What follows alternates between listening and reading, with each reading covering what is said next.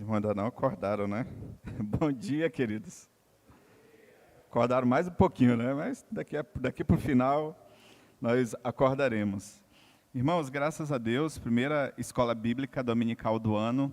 E como sempre, é muito bom nós estarmos aqui na presença de Deus, na presença uns dos outros, podendo trabalhar temas tão confrontadores, mas tão importantes para as nossas vidas, que são os ídolos do coração.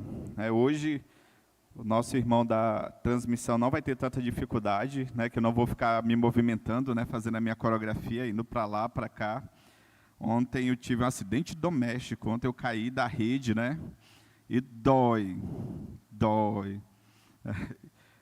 Mas graças a Deus, ontem o nosso irmão Diácono Cadson me levou no pronto-socorro, tirei um raio-x lá e graças a Deus, aparentemente não fraturou nada, mas a dor permanece, por alguns dias. Eu realmente estou sentindo muitas dores na região lombar, mas graças a Deus estou bem, pude estar aqui.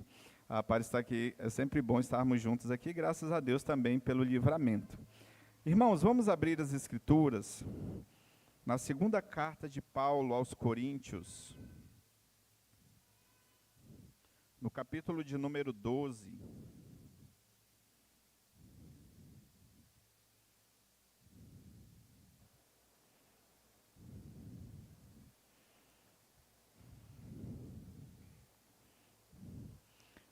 Hoje nós vamos falar sobre um ídolo do coração, muito sutil, mas muito presente, por vezes, nas nossas vidas, que é a questão da vaidade.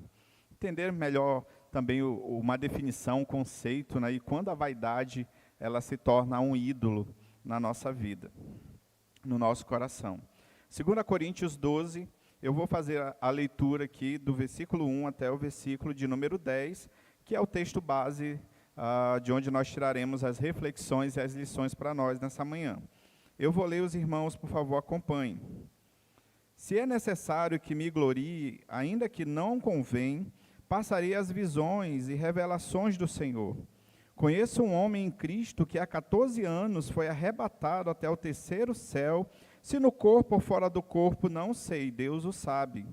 Eu sei que o tal homem, se no corpo ou fora do corpo, não sei, Deus o sabe, foi arrebatado ao paraíso e ouviu palavras inefáveis, indescritíveis, as quais não é lícito ao homem referir. De tal coisa me gloriarei, não porém de mim mesmo, salvo nas minhas fraquezas. Pois se eu vier gloriar-me, não serei nécio, porque direi a verdade. Mas abstenho-me para que ninguém se preocupe comigo mais do que em mim vê ou de mim ouve. E para que não me ensoberbecesse ou me envaidecesse, com a grandeza das revelações, foi-me posto um espinho na carne, mensageiro de Satanás, para me esbofetear, a fim que não me exalte. Por causa disso, 3 vezes pedi ao Senhor que o afastasse de mim. Então ele me disse, a minha graça te basta, porque o poder se aperfeiçoa na fraqueza. De boa vontade, pois, me gloriarei nas fraquezas, para que sobre mim repouse o poder de Cristo. Pelo que sinto prazer nas fraquezas, nas injúrias, nas necessidades, nas perseguições, nas angústias, por amor de Cristo. Aí vamos ler todos juntos a última frase. Porque quando eu sou fraco, então é que sou forte. Até aqui, irmãos, vamos orar mais uma vez. Senhor Deus, eterno Pai, estamos diante da Tua palavra nessa manhã. Pedimos ao Senhor que nos ensine, que nos edifique por meio dos ensinamentos que iremos retirar da Tua palavra, Senhor. E que possamos, dia após dia, Senhor, lutar com o auxílio da Tua graça, contra os ídolos, Senhor, que por vezes invadem o nosso coração e prejudicam a nossa comunhão com o Senhor e prejudicam a nossa comunhão uns com os outros. Te pedimos, Senhor, fala conosco nessa manhã, que seja uma aula agradável, proveitosa para todos nós. Essa é a nossa oração, em nome de Jesus Cristo é que nós oramos. Amém e amém. Vamos lá então, irmãos. Nós já vimos, desde o início, dos nossos... Só ver se o meu laser aqui está funcionando. Tá. Sabemos que desde o início, nós estamos agora já adentrando na lição de número 10, nós vemos que lá desde o Antigo Testamento, Deus sempre está trabalhando na vida do seu povo, tentando afastá-los sempre dos ídolos. Não é verdade? No Antigo Testamento, a idolatria era muito marcada pela adoração de outros deuses. Por vezes, o povo de Israel, não satisfeito com o Senhor, com a provisão do Senhor, ia adiante de outros deuses. O próprio povo, quando Moisés sobe ao monte para estar na presença de Deus por 40 dias, o povo já levanta um bezerro de ouro e já começa a adorá-lo. O próprio apóstolo Paulo, no Novo Testamento, exortando a própria igreja de Corinto, ele diz que eles deveriam se abster dos ídolos. Porém, nós sabemos, irmãos, que os ídolos, eles não são apenas físicos, mas tudo aquilo que ocupa o lugar de Deus em nossas vidas é idolatria. Aquilo que deveria pertencer ao Senhor e toma o lugar do Senhor na nossa vida, nós entendemos biblicamente que é idolatria. Nem sempre é fácil detectar essas práticas da idolatria, pois muitos constroem altares invisíveis dentro de seus corações. Um desses ídolos presentes no coração humano é a vaidade. Então, os ídolos do coração, eles são um pouco mais difíceis de identificar, porque é diferente de você, por exemplo, construir um altar e começar a adorar aquele ídolo. Agora, quando é no nosso coração, por que é tão difícil? Porque às vezes eles são muito sutis, como a própria vaidade. E às vezes nós nem nos apercebemos disso e aquilo vai se tornando um ídolo, em maior ou menor proporção na nossa vida. É por isso que, assim como o salmista nos exorta, devemos sempre orar ao Senhor, pedindo ao Senhor que nos mostre, por meio da sua palavra, se de fato nós estamos adorando somente a Ele, ou se estamos adorando a outros ídolos, a esses ídolos do coração. O salmista diz: Senhor, vê se há em mim algum caminho mau e guia-me pelo caminho eterno, porque nem sempre eu consigo ver o que precisa mudar ou o caminho mau que há na minha vida. Então, uma das questões mais difíceis, talvez, de identificarmos, seja a própria vaidade. Mas, o texto básico desse estudo, né, eu estou aqui já utilizando mais a nossa apostila, né, mostra, em primeiro lugar, a glória de Paulo, ou seja, a sua mais profunda intimidade com Deus. Ele teve inúmeras revelações e visões. Interessante, no próprio texto que nós lemos, Paulo vai falar que ele se gloria nas suas revelações, naquilo que ele havia recebido do Senhor. E uma coisa que salta aos olhos aqui, né, algumas pessoas até da era moderna da igreja falaram que também foram arrebatados ao céu, né? Não vou aqui discutir essas experiências, mas Paulo diz que ele foi arrebatado até o terceiro céu. Não necessariamente, né, os estudiosos entendem que existem vários diferentes níveis no céu, mas no sentido de estar no local mais íntimo na presença do Senhor. É claro, ele estava tendo uma visão, ele fala, se no corpo ou fora do corpo, mas nós entendemos que Paulo teve uma visão, certo, do céu, da presença do Senhor, e ele viu coisas tão grandes, tão profundas, que ele fala, eu não posso nem pronunciar essas palavras, eu não posso nem transmitir isso. Tal foi a glória de ele ter tido essa visão.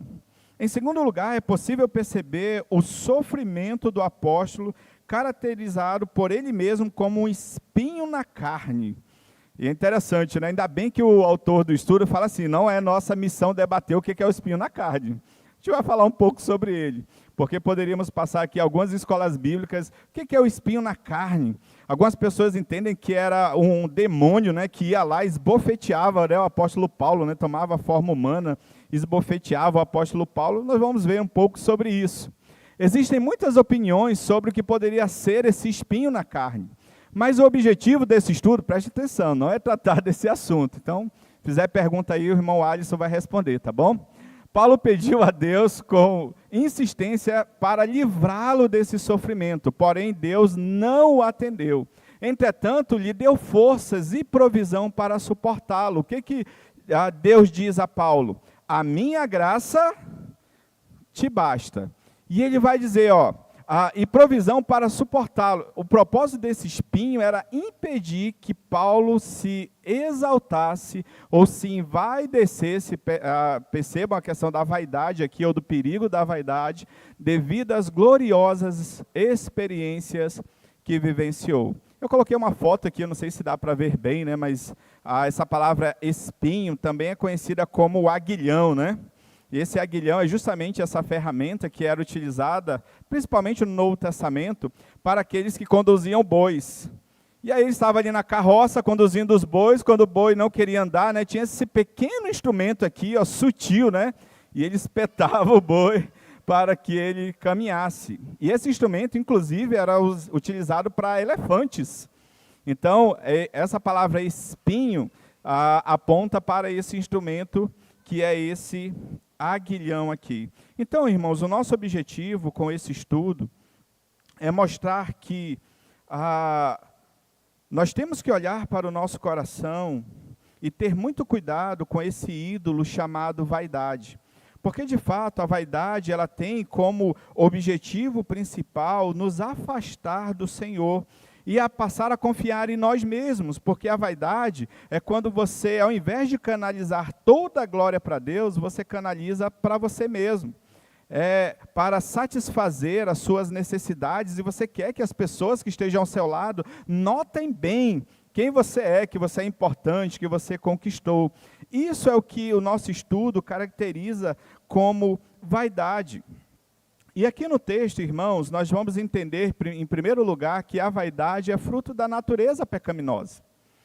Mesmo, aí você fala assim, pastor, mas o Senhor já converteu a minha vida. Mas é fato que nós, mesmo sendo convertidos, nós ainda pecamos? Sim ou não? Nós ainda erramos? Por quê? Porque mesmo após a conversão, nós continuamos tendo a natureza humana. E essa natureza é uma natureza ainda inclinada para o mal. Pastor, então é por isso que por mais que eu tente, eu ainda tenho dificuldades de ter uma vida consagrada ao Senhor 100%, e eu sempre erro, e eu sempre peco? Sim. Então, nós entendemos que a vaidade, ela é fruto dessa natureza. Mesmo Paulo, né, eu sempre olho para Paulo como um grande exemplo, né, na caminhada cristã. Mesmo Paulo, tendo sido convertido de uma maneira gloriosa pelo Senhor, por exemplo, quando ele escreve em 1 Timóteo, capítulo 1, versículo 15, ele fala que Jesus Cristo veio para salvar os pecadores, do qual eu sou o principal. Irmãos, deve ter alguma categoria abaixo dessa, porque se Paulo, que era o Paulo, que eu admiro muito como um grande homem de Deus, era o principal dos pecadores, tem que ter uma categoria abaixo. Então, eu acho que eu sou o principal dos principais, né? E lá embaixo ainda. Então, ele reconhece que ele era pecador e continuava pecando. A Bíblia diz, né, o autor aos Hebreus nos fala, inclusive Hebreus capítulo 12, a linguagem, ela é bem paulina, né? Embora a gente não saiba quem escreveu, alguns dizem que foi Paulo, outros Apolo, mas a linguagem de Hebreus capítulo 12, quando Paulo fala sobre a carreira que nos está proposta, lembra que falamos no Ano Novo sobre a vida como sendo uma carreira, uma corrida? Então, o autor diz também que o pecado, ele tenazmente nos assedia, ou seja, ele está sempre batendo a porta da nossa vida e do nosso coração. Então, a Bíblia diz que o pecado, já que ele nos assedia, então nós precisamos, né, insistir, irmãos, em nos consagrar a Deus para fugirmos do que nós chamamos da vaidade, mesmo sendo cristãos. E aí ele vai começar a nos falar um pouco sobre o que é a vaidade. Eu até marquei ali, ó. É o desejo imoderado e infundado de merecer a admiração dos outros. A pessoa vaidosa gosta de se vangloriar, é dada a ostentação e dá grande importância a futilidades, né? A futilidade ou futilidades. Então, a pessoa vaidosa é aquela pessoa que, por exemplo, diante de uma realização, ela não fala assim, graças a Deus. Ela fala assim, você viu, Paulo Renan, o que eu consegui fazer? Isso é vaidade. Ou quando você se veste, não para se sentir bem, né? A gente fala muito de vaidade no campo da beleza, da forma como nós nos vestimos, quando nós usamos determinada roupa, é apenas para nos sentir bem com aquela roupa, ou é para que alguém veja do nosso lado, olha que roupa a pessoa está vestindo, né? Aí você tem aquela famosa bolsa, né, da Louis Vuitton, e você deixa cair perto das mulheres, só para elas verem, minha bolsa da Louis Vuitton de R$ 5.000, né? Alguma coisa assim. Mas a vaidade é quando você quer demonstrar para as pessoas e se vangloriar diante das pessoas. E às vezes nós passamos a supervalorizar algumas coisas que, do ponto de vista bíblico, são coisas apenas desta vida. Portanto, coisas que não têm um valor eterno. Certo? Quantas vezes, por exemplo, Deus nos dá uma promoção no trabalho? E ao invés de você falar assim, Senhor, muito obrigado, foi o Senhor quem me deu. Foi o Senhor quem abriu a porta. Você fala assim, está vendo que eu consegui? Isso é a vaidade. Ou quando você, por exemplo, Deus te concede de você ser alguém realizado financeiramente, e você, ao invés de ter aquela santa humildade de ajudar as pessoas e de ser discreto com aquilo, você faz questão de mostrar para todo mundo que você tem dinheiro, né? Aí você deixa cair a sua carteira, né, com um monte de notas de R$ 100. Opa, meus R$ 10.000 caíram aqui, que sobrou do troco do pão da manhã, né? Então, nós temos essas vaidades que às vezes podem vir ao nosso coração e nos afastam tanto de Deus que a gente passa a viver em torno de nós mesmos. E nós precisamos ter cuidado com isso. Então, a vaidade, ela vai nascer de um coração que é facilmente levado a se considerar talvez melhores do que as pessoas, ou talvez até independentes do próprio Deus. Aí quando nós olhamos para Paulo, aí a revista nos dá algumas vitórias de Paulo, não nos dá? Ele coloca aqui, era um grande pregador da palavra, era um homem cheio de poder e visão, possuindo notável conhecimento e preparo, era um cidadão romano, ou seja, ele tinha um status privilegiado na sociedade, porque ele era cidadão romano. Diz também que é um grande líder, o seu trabalho, mesmo sendo debaixo de grande perseguição, ele teve bom êxito, e o evangelho do nosso Senhor, ele se expandiu para muitos lugares na sua época. Então seria fácil ele tomar essa vaidade e se ensoberbecer diante disso. Lembra que a vaidade, ela também está relacionada ao que nós já estudamos, que é a questão do sucesso. Lembra disso? De você achar que aquele sucesso, ele se deve apenas a você e não ao Deus que te abençoou. Então, seria fácil para ele se orgulhar, por isso que o Senhor está tratando aqui com Paulo.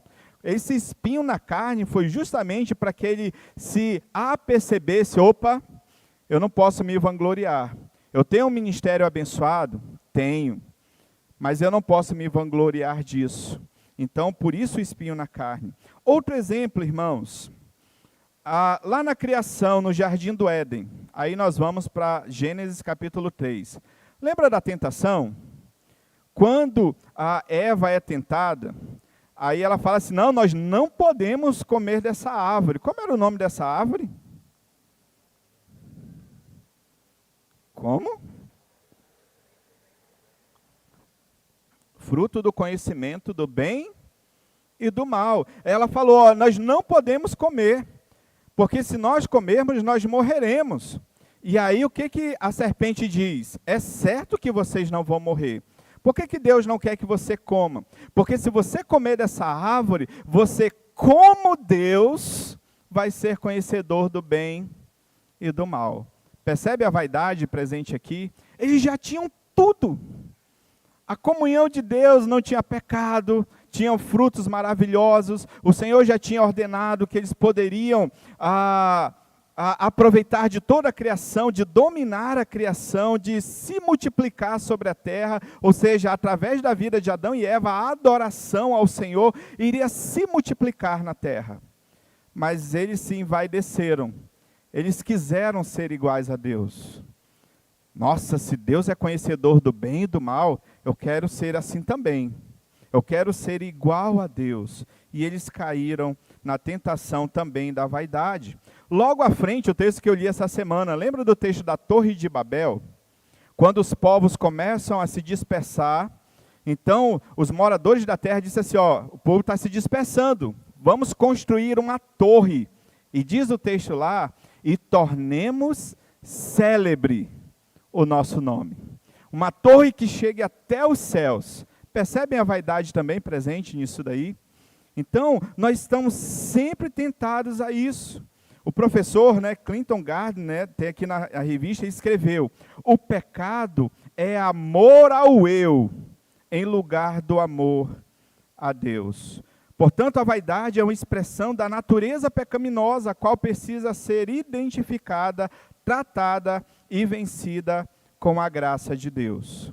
Então, todos nós, em uma medida ou outra, nós temos sempre a vaidade adentrando, ou chegando e batendo a porta do nosso coração.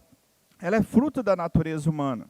E aí nós pensamos, quantas vezes nós já conquistamos alguma coisa e nós nos sentimos poderosos. E nem sempre, talvez, nós tenhamos dado a Deus a honra e a glória por aquilo que o Senhor nos deu. Não é verdade? Às vezes nós chegamos e falamos assim, nós conseguimos. E às vezes nós até nos consideramos melhores do que os outros. Não é verdade? Hoje eu estava conversando com o Christopher, ele chegou lá, eu estava lendo novamente o estudo, lendo novamente a revista, me preparando mais hoje de manhã para lembrar. E aí o Christopher, papai, esse daqui é o estudo da escola dominical? Aí eu disse, por que você está marcando, Aí eu marquei aqui em amarelo, Por que você marca se você vai ler tudo, Eu disse, também não sei, meu filho, é uma falha minha aqui, Está tudo marcado, E aí eu falei, filho, nós vamos falar hoje sobre a vaidade. Aí eu dei um exemplo. Lá na escola dele, na EBAN, tem o prêmio, o Celebration, E teve agora recente, E às vezes ele ou o Christian, ele, é um prêmio para aqueles alunos que se destacaram, Tanto com relação à superação, com relação a notas altas. E aí sempre teve uma coisa assim, quando eles não ganhavam, às vezes eles ficavam tristes. Porque falava assim, se sentiam as piores pessoas do mundo, Porque, poxa, eu não ganhei, meus colegas ganharam. E aí eu estava ensinando o Christopher, hoje de manhã, eu disse, por exemplo, o Celebration, Quando ele ganhou, esse ano, o Celebration, e eu disse, eu não posso chegar com meu coleguinha e achar que eu sou melhor do que ele, porque eu ganhei o Celebration. Eu não devo me orgulhar disso, eu não devo me vangloriar disso. Eu não posso menosprezar as pessoas pelas conquistas que eu tenho. Então, filho, você tem que apenas agradecer a Deus, que Deus é quem te deu a sabedoria, o conhecimento, para você estudar, para você tirar boas notas. Às vezes algumas palmadas, às vezes alguns berros, para ele sentar ali, senta menino, faz a tarefa, Mas ele foi estudando e conseguiu, porque o Senhor é com ele. Foi isso que eu falei, porque o Senhor o abençoou, deu conhecimento, deu inteligência. Então, nós precisamos sempre analisar quais as motivações das nossas realizações, daquilo que temos, daquilo que somos, daquilo que realizamos na nossa vida. E aí nós chegamos já para a segunda reflexão do nosso texto, que é: a vaidade gera soberba e autossuficiência. Deus queria que Paulo caminhasse não pela estrada da vaidade, que produz a soberba e a autossuficiência, mas pela estrada da dependência do Senhor. Deus o manteve fraco para que pudesse depender de sua pessoa e assim experimentasse e demonstrasse o poder de Cristo. Então, nós já percebemos, à luz desse texto e da Escritura, que o extremo oposto da vaidade é a humildade, é a dependência do Senhor, é você depositar ao Senhor tudo que você é, tudo que você tem. A vaidade produz soberba e autossuficiência na vida de muitas pessoas, levando-as às ações inconvenientes. Então, ele vai dar alguns exemplos. Alguns passam a crer, como acabamos de falar, que são superiores ou melhor do que os outros. Olha quem eu sou e olha quem esse é. Lembra do fariseu e do publicano que subiram para orar? Um falava, eu sou o cara, eu sou demais, eu oro, eu jejuo, e eu não sou nem como esse publicano aí. E o publicano de longe, ele batia no peito, nem olhava para cima, e dizia, Deus, sê propício a mim, pecador.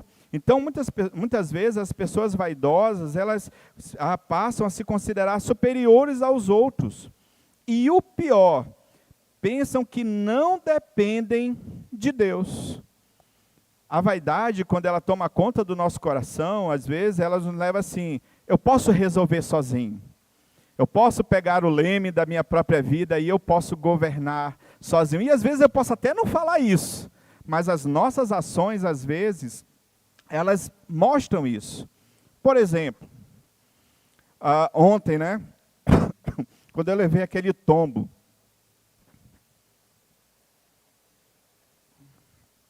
primeira coisa que veio à minha mente, Senhor, tem misericórdia. Né, Senhor, não deixa eu passar mal aqui, né, não deixa eu ter que trabalhar. E eu ia começar, lembra que a minha promessa, né, meu objetivo, que era começar a corrida de 5 km no dia 1º, né? Falhei.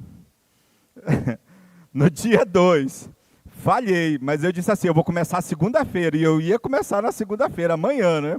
Agora eu não sei, talvez uma caminhada de leve, né?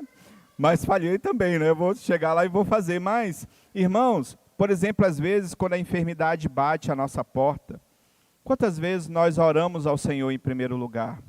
Quantas vezes nós falamos, Senhor, o Senhor está no controle de todas as coisas? Ou será que às vezes a gente já tem a atitude assim, eu vou logo tomar o remédio, eu vou logo no hospital. Eu não estou dizendo que a gente não deva fazer isto, mas às vezes a gente faz e nem lembra de Deus. A gente nem lembra que a gente também precisa do Senhor. Às vezes, talvez você se preparando para um concurso público ou para o vestibular, e às vezes você vai, tentando conseguir nas suas próprias forças, e nem sempre você lembra de falar, Senhor, eu preciso que o Senhor me ajude, eu preciso que o Senhor me dê concentração, eu preciso que o Senhor, ou antes da prova, Senhor, me lembra daquilo que eu estudei. Aqueles que não estudaram fica meio difícil, né? Porque eu vou chegar, Senhor, eu nem estudei, né? Mas se eu quiser, baseado naquilo que eu já estudei um dia.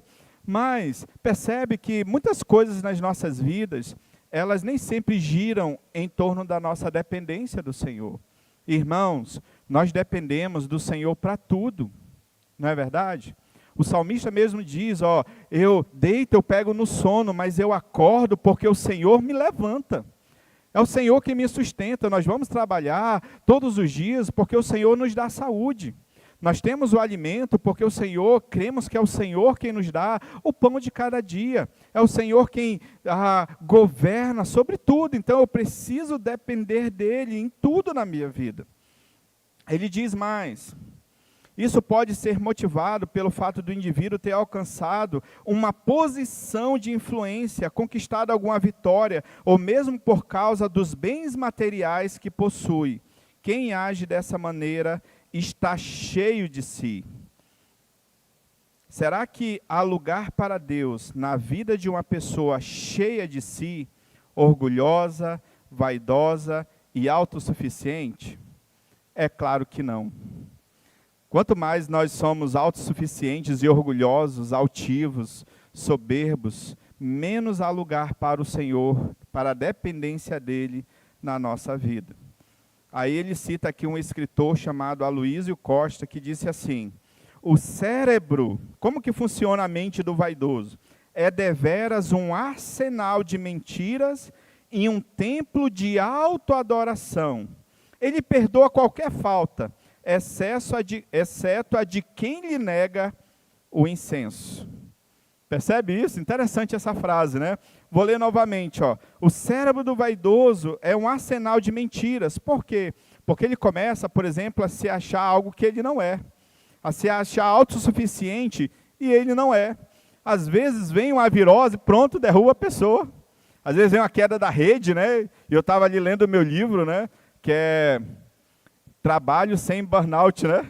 O livro que eu ganhei do pastor Lindomar. Estava lá lendo e tal, pá, acabou a leitura, né? Na hora. Então, às vezes, uma série de mentiras, como sermos autossuficientes, como não precisarmos das pessoas, como talvez nos acharmos melhores do que as pessoas, do que acharmos, outra mentira de acharmos que nós somos o centro de todas as coisas e um templo de autoadoração. Aí a pessoa começa a cantar música diferente, né, no seu coração. Por exemplo, conhece aquela música Quero Louvar-te Sempre Mais e Mais?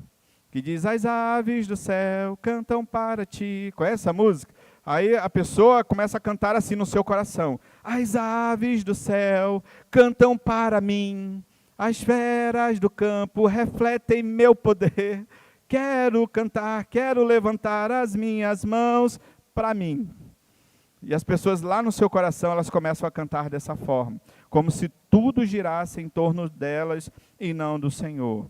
E aí ele perdoa qualquer falta, exceto a falta de alguém que não está adorando a ele, queimando incenso, a ideia, tipo assim, se você não me admira, então eu não vou perdoar você. É isso que ele está dizendo aqui.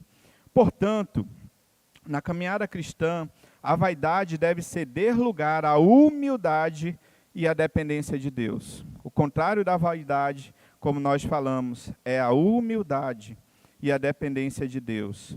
Deve reconhecer a fraqueza do homem para que o poder de Deus se manifeste de forma abundante. Segundo o ensino de Pedro, Deus resiste aos soberbos, mas aos humildes concede a sua graça. Por isso que o Senhor diz para Paulo, a minha graça te basta. Os discípulos em João 6, 68 e 69. Esse texto é quando Jesus se apresenta dizendo assim, ó, eu sou o pão da vida. Como ele se apresenta como o Messias. Quando ele começa a pregar, diz o texto que muitos dos seus discípulos o abandonaram e já não andavam mais com ele. Aí Jesus vira para os 12 e fala assim, vocês querem também? Vocês querem seguir após ele? Vocês querem me abandonar também? Interessante que Jesus ele não passa a mão na cabeça dos seus discípulos. Ele fala assim, ó, não vou obrigar vocês a serem meus discípulos. Muita gente acha que tem que ser bajulado para ser crente, né? Mas Jesus ele não passa a mão na nossa cabeça dessa forma. Então ele olha para os seus discípulos e fala assim, vocês querem me abandonar também? Podem ir. Aí os discípulos falam, Senhor, para quem iremos? Tu tens a palavra da vida eterna. Eles entenderam que eles dependiam completamente do Senhor. Irmãos, da mesma forma, nós não temos para onde ir. Não temos um caminho melhor. Nós só temos o caminho. E quem que é o caminho? Jesus. Seus discípulos chegaram e falaram, Senhor, nós não sabemos o caminho. Jesus disse, eu sou o caminho, a verdade e a vida. Os irmãos percebem que sem Deus, se você tira o Senhor do centro da sua vida, só resta lugar para a idolatria e para a vaidade. E nós precisamos reconhecer, irmãos, assim como os discípulos, que nós não temos o que fazer a não ser sermos servos humildes e dependentes do Senhor. É interessante que quando Jesus está pregando, certa feita ele diz que o seu desejo, o seu anseio era apenas fazer a vontade do seu Pai. Lembra disso? Ou seja, o seu anseio era apenas caminhar na dependência daquele plano que foi estabelecido lá na eternidade. Mas assim como todas as lições que nós temos tido sobre os ídolos do coração, talvez se parasse por aqui os irmãos, nossa, eu estou frustrado, né? Mas irmãos, a vaidade é um mal que pode ser tratado por Deus. Todos os ídolos do coração, Deus pode e sempre está do nosso lado, pela sua graça, para trabalhar isso no nosso coração. Se a vaidade está assumindo o trono do meu coração, o Senhor pode me ajudar nisso. Quando a sua graça vem sobre nós, porque Deus tem os seus planos para tratar a vaidade. Na realidade, os planos de Deus não são os nossos, e a mente de Deus também não é a nossa. Não é isso que a Escritura diz? Paulo, em Romanos 11, 34, já dizia, quem conheceu a mente do Senhor? O profeta Isaías, Deus também diz ao profeta, porque os meus pensamentos não são os vossos pensamentos, nem os meus caminhos os vossos, ou nem os vossos caminhos os meus, diz o Senhor, que os seus caminhos são os mais altos do que os nossos caminhos. Então, irmãos, Deus usa de diversas maneiras para trabalharmos esse ídolo da vaidade no nosso coração. E os irmãos com certeza sabem disso. Porque, irmãos, quantas vezes o Senhor teve que nos disciplinar e fazer com que algumas coisas acontecessem nas nossas vidas, para que nós viéssemos a pensar nessa questão da vaidade do nosso coração e entendermos que nós precisamos dele. Não é verdade? Deus já fez várias coisas, às vezes você fala assim, eu estou bem, me cuidando, esquece que o Senhor também está cuidando de você. E às vezes Deus fala, então eu vou te dar uma enfermidade, aí você cai, né? Aí você fala assim, eu preciso de Deus, eu preciso do Senhor. Às vezes você não está nem orando, por exemplo, né, pelos seus filhos. E às vezes quando uma enfermidade vem sobre ele, você fala assim, Senhor, tem misericórdia, olha o meu filho, Senhor, e você passa a orar, né, com instância pelo seu filho. E no caso de Paulo, o Senhor colocou um espinho na carne. Por isso que o Senhor ele tem os seus métodos, ele tem os seus planos. Um dos planos do tratamento de Deus é permitir as aflições e dificuldades na vida, as quais, na maioria das vezes, surgem de forma inesperada e nem sempre passam rapidamente. É exatamente nesses momentos que Deus trabalha em nosso interior, a fim de produzir mudanças verdadeiras e necessárias. É por isso que foi necessário que o Senhor desse esse espinho na carne de Paulo. E ele fala que é para eu não me engrandecer, não me ensoberbecer, não me envaidecer diante daquilo que eu vi. Olha a visão que eu tive. Tem muita gente por aí, eu não vou julgar a experiência de ninguém aqui, mas quando tem ou alega ter uma visão, ele começa a se ensoberbecer para todo mundo. Então me ouçam, porque eu fui arrebatado. Já viu pessoas assim? Eu saí do corpo, eu fui arrebatado. E às vezes aquilo traz uma certa soberba, uma certa vaidade. Eu não vou julgar a experiência de ninguém, mas Deus ele trata isso na vida de Paulo e coloca esse espinho na carne. Algumas pessoas acham que talvez o espinho na carne de Paulo tenha sido problemas quanto à luxúria, mas nós não temos como comprovar isso. Possivelmente Calvino diz que é absurda, né, esse pensamento. Outros dizem que esse espinho na carne era dor de cabeça, porque fortes dores de cabeça, porque o inimigo foi enviado para esbofetear o apóstolo Paulo, então possivelmente é uma linguagem para dores de cabeça. Alguns pais da igreja, como Crisóstomo, né, como Himeneu, ele disse que possivelmente esse espinho na carne de Paulo tem a ver com as provações dos adversários. Como, por exemplo, quando Paulo vai pregar em Tessalônica, ele fala que ele queria, na verdade, pregar, mas ele não conseguiu. E quando ele escreve aos Tessalonicenses, ele fala assim, eu tentei ir até vocês, não uma, mas 2 vezes. Aí ele fala assim, mas Satanás nos barrou o caminho. Então, alguns pais da igreja entendem que esse espinho na carne eram os adversários do apóstolo Paulo que se levantavam, eram usados por Satanás para impedir o avanço da igreja. E Calvino, né, ele vai além disso, né, ele concorda em parte com isso, mas ele diz também que esse espinho na carne são todas as provações, são todas as tentações que adivinham sobre o apóstolo Paulo para que ele entendesse o quanto ele dependia do Senhor. Então, esse espinho na carne, de certa forma, essa palavra carne aqui não é física. É no sentido da sua natureza pecaminosa, como nós falamos lá no início. Então, o Calvino ele vai dizer que é como se essa parte, digamos assim, não regenerada do apóstolo Paulo, a sua natureza caída, estivesse sempre apontando para ele a sua dependência do Senhor. E quando ele olhava para a sua vida, ele se quebrantava. Aquele espinho na carne, tantas provações, por exemplo, na primeira viagem missionária, ele podia falar assim, agora eu sou missionário, né? Fui enviado pela igreja de Antioquia, agora eu sou missionário. Na primeira viagem, o apóstolo Paulo ele é apedrejado em Listra e tirado da cidade como estando já morto. Por vezes ele recebe uma quarentena de açoites. Irmãos, o açoite romano, cada açoite rasgava a costa. Onde Paulo ia, ele era por vezes criticado, ele era caluniado, como ele tem que escrever a própria igreja de Corinto para defender a sua integridade. E tudo isso que sobrevém sobre o apóstolo Paulo é o que Calvino entende, todas essas provações, essas tentações, como provindas, né, do próprio inimigo também, era o espinho na carne. Então, por isso que Paulo fala, quando eu sou fraco, então é que eu sou forte. Paulo não tinha escolha, irmãos. Ele tinha que estar sempre aos pés do Senhor.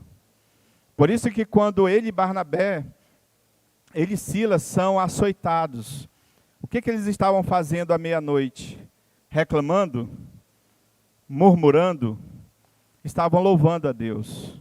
Certamente numa atitude de dependência dele. Então, tudo que acontecia no ministério do apóstolo Paulo é como se Deus estivesse falando, está aqui o espinho na carne, para você não se gloriar. E todas as vezes que Paulo se achava extremamente fraco, aí é que ele se tornava forte. Por quê? Porque a graça de Deus, irmãos, vinha sobre a sua vida e dava fortalecimento necessário para que ele continuasse na sua caminhada cristã. Então, todas as coisas, as tentações, as provações que sobrevêm sobre as nossas vidas, não são para nos destruir, mas é uma forma de Deus nos mostrar e nos lembrar que nós sempre precisaremos e sempre dependeremos da sua graça sobre as nossas vidas, de que as provações são enviadas, mas para que a gente aprenda que na fraqueza é que nós temos força, porque tudo nós podemos naquele que nos fortalece. Paulo diz isso, que ele era capaz de suportar todas as coisas, se ele tivesse unido a Cristo, que lhe dava forças para continuar. Paulo chegou a pedir ao Senhor, Senhor, retira essas aflições. Você já pediu para o Senhor tirar alguma aflição da sua vida e Ele não retirou, pelo menos imediatamente? Talvez até hoje Deus não tenha tirado essa aflição. E Paulo insistiu, mas o Senhor se dirigiu a Paulo dizendo assim, irmãos, essa é a minha frase. Cada um tem a sua frase, o seu versículo na Bíblia. A minha frase é essa daqui. A minha graça te basta. Irmãos, é só da graça de Deus que nós precisamos para continuar firmes nos caminhos do Senhor e na presença do Senhor. Cada momento de luta, cada momento de desespero, cada momento talvez de desesperança, eles nos levam para os pés do Senhor, para entendermos, e todas as vezes, lembre desse texto, é como se Deus estivesse falando para mim e para você, a minha graça é o suficiente para que você continue caminhando firme. Por isso, irmãos, nós devemos clamar a Deus para que nos livre de toda e qualquer forma de vaidade.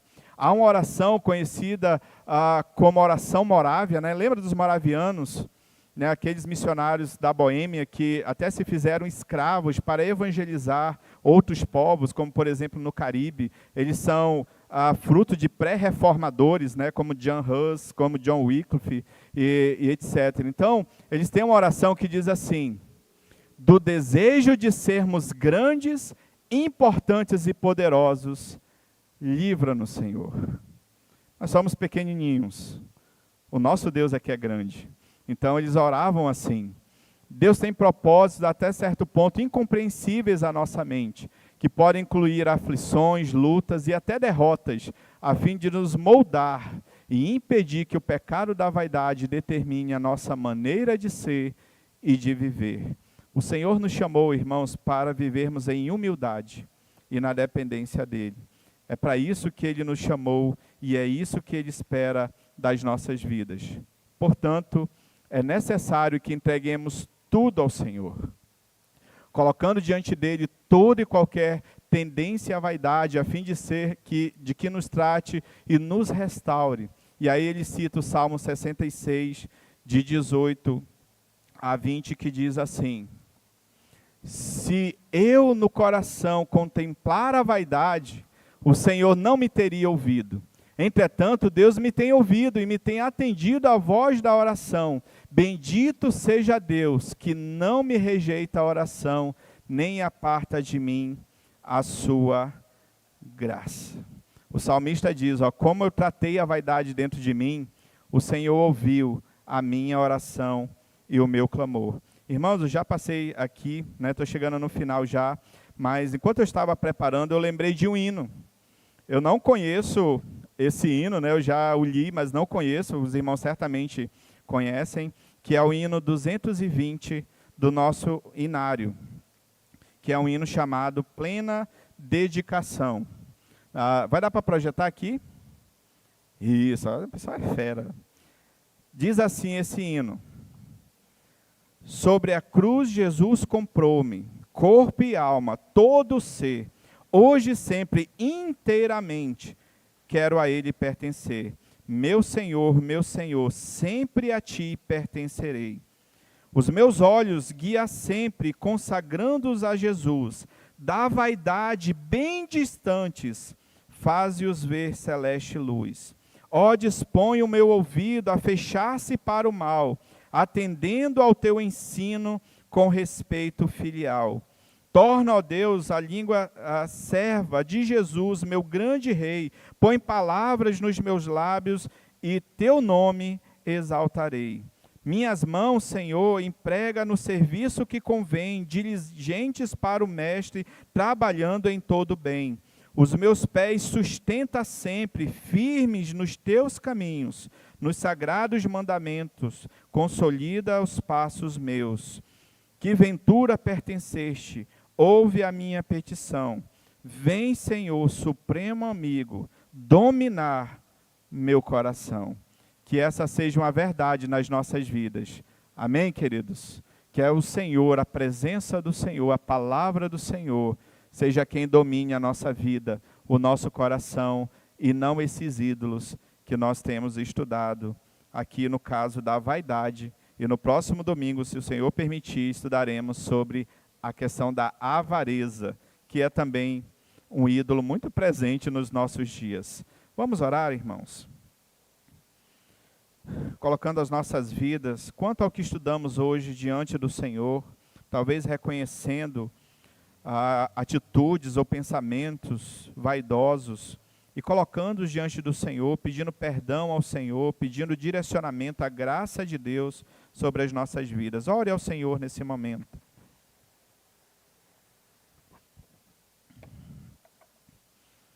Senhor Deus e eterno Pai, nós te adoramos, Senhor, nessa manhã,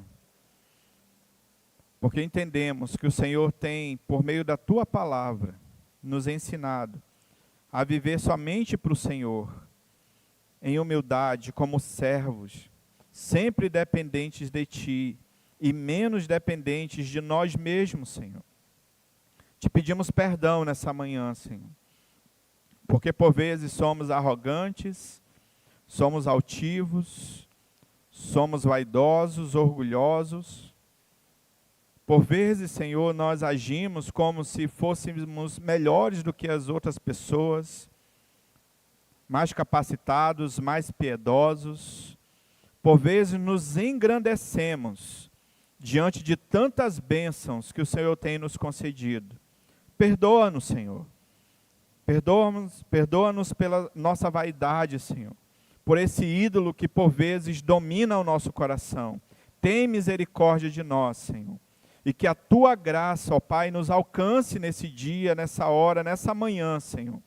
Para que possamos depender apenas de Ti, entender que nós pertencemos ao Senhor. E tudo, Senhor, nós queremos entregar nas Tuas mãos nessa manhã. As nossas próprias vidas, Senhor, entregamos diante do Teu trono nessa manhã. Entendendo, Senhor, que a Tua graça é o suficiente para vivermos e para continuarmos, apesar das lutas, das provações, das privações, dos momentos, Senhor, em que nos angustiamos sobremaneira. Entendemos que a Tua graça está conosco e rogamos ao Senhor que a Tua graça sempre, Senhor, esteja nos acompanhando e possamos depender dela e andar, Senhor, na dependência do Senhor todos os dias das nossas vidas. Ajuda-nos, Senhor, a abandonar esses ídolos do nosso coração e a viver somente para Ti. Essa é a nossa oração, em nome de Jesus Cristo, Teu Filho.